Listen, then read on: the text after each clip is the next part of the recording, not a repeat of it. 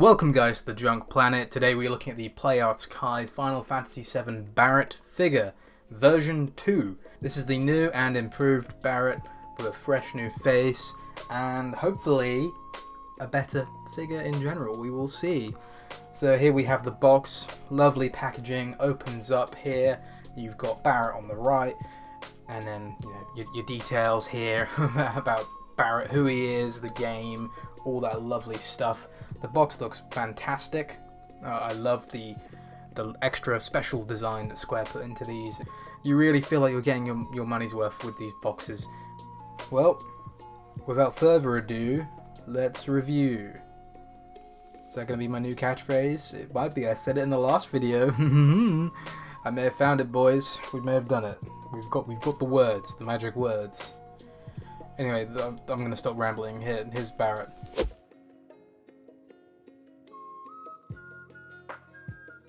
Alright, let's crack this guy open. Here we have a trusty penknife. Oh, it's such a big box. This is massive. And cut.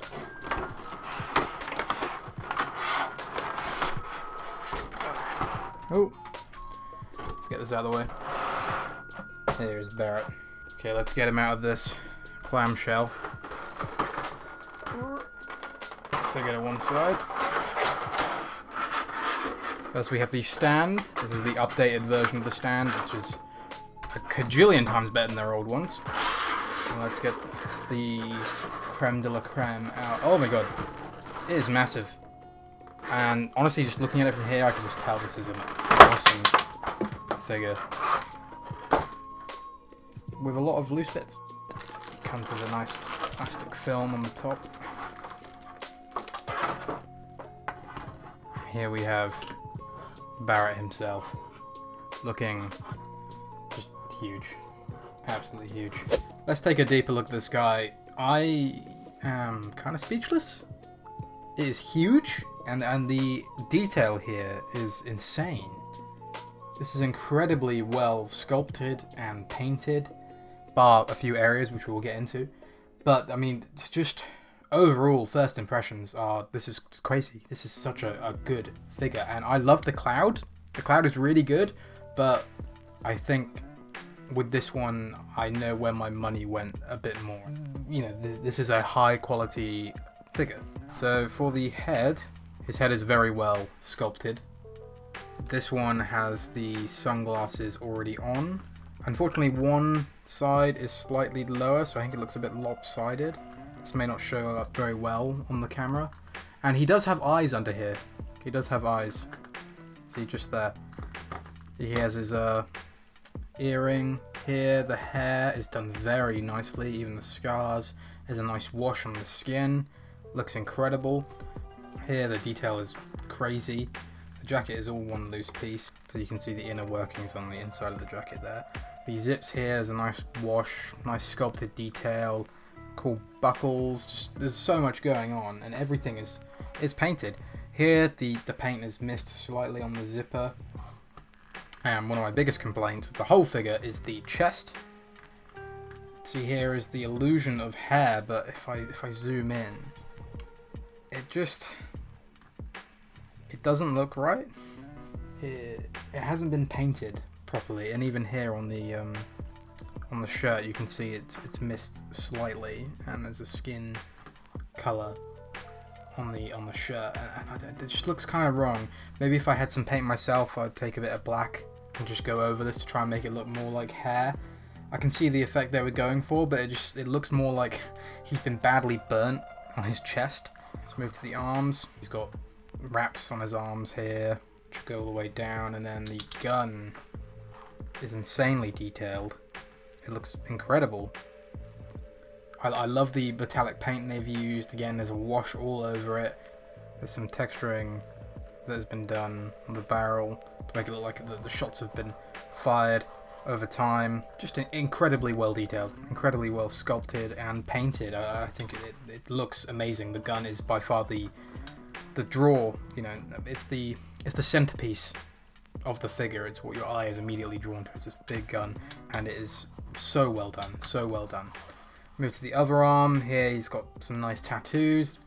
On the lower section of his left arm, again, very well sculpted, well detailed. I love all the wraps and the metal bits of armor that go on here. Looks really cool.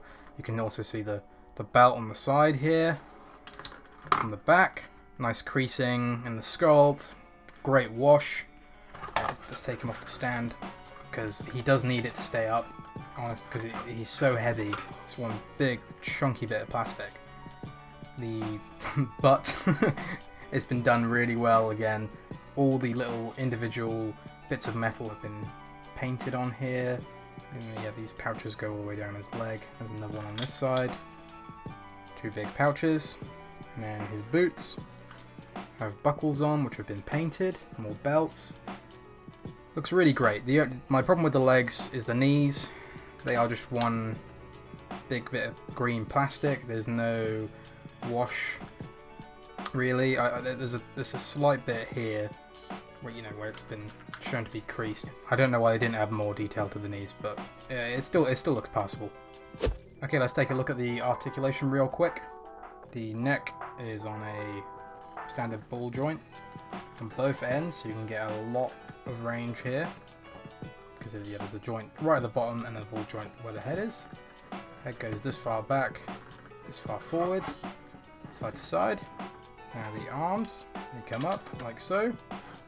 Both do. You can get them both just coming up to about 90. There is an upper arm swivel. That applies to both sides, upper arm rotation. Then in the elbows, is a double jointed, well, it's a ball joint that acts essentially as a double joint. The gun doesn't have any wrist articulation, but the turret can spin. On this side, it applies for the same for the elbow, and then with the arm is on a ball joint, so you can get it going side to side. If you twist it, you can get it going up and down like so. So for the torso, it's split into essentially two sections. There's the upper section and there's this mid section here. So it means you can get, a bit of articulation, slight waist articulation, but there's a lot of plastic in the middle here. So it really does hinder it all. Even though there's a lot going on, I think it's not really being put to use. Then with the legs, they go up this far. They got the clicky joints. Same on this side, up this far. So you really can't get him kicking that much, unfortunately. The knees are double jointed, and they are really stiff. There you go. Didn't get them going that far. Same on this side. Oh, yeah, that is so stiff. In fact, I can't even get the top one to ratchet down. But you get the gist. The foot is on a ball joint as well. This is a lot better hidden than the Cloud Strife version. So you can get up and down. There's not really much ankle pivot here. In fact, there's none, I don't think. That's a big shame. It may just be because it's so tough at the moment. I just need to let it heat up, and I might be able to move it better. And there is toe articulation in the boots that really does nothing. That shouldn't. What's the point? You can get it to go that far if you want. Kind of pointless. So for articulation, it's decent, but for such a bulky, huge figure, it's about what you would expect. Here are all the accessories Barret comes with. He includes 3 hands, so we have one fisted hand, one glasses holding hand, the glasses fit just in the socket there, one open palm, 2 heads, and of course the sunglasses. Barret doesn't come with many extra hands simply because he only has one arm, so it does make sense in this circumstance. Barret's alternate head is incredibly well detailed. The likeness here is great to the game. This is a massive improvement, and probably the head I will be having on the figure, just because I prefer him without the sunglasses. If you want to swap the heads, they come off like so. Just pulls off, and you can see the ball joint under here. Very small actually. And let's take this head here, whack this on. Should just slot in like so. Is that it? Nope. Yeah, this is going to be hard. Alright, I'm going to heat this up and I'll be back in a minute. Okay, and we are back. I have heated up the head, so hopefully it should now fit on nice and snug. There we go. So here is him with the alternate head. Barret's alternate hands go on like so. You simply pop off the hands. Like... Oh my god, okay. These are so tight. Nightmare. Okay, so... Okay, it comes off like that. Oh, this is going to be hard. Alright, and then you pop in another one. Like so. Imagine that went all the way on. No, we will do it. We will do it. There we go. Okay, you get them on like that. One accessory that Barret comes with is the sunglasses, and you can actually have him hold them. And if it focuses, it's not gonna do it. Well, you get the gist. There's a little hole right here that you can then pop these glasses in. On the glasses, there's a little nub. You see it sticking out there. Pins in like so, like that.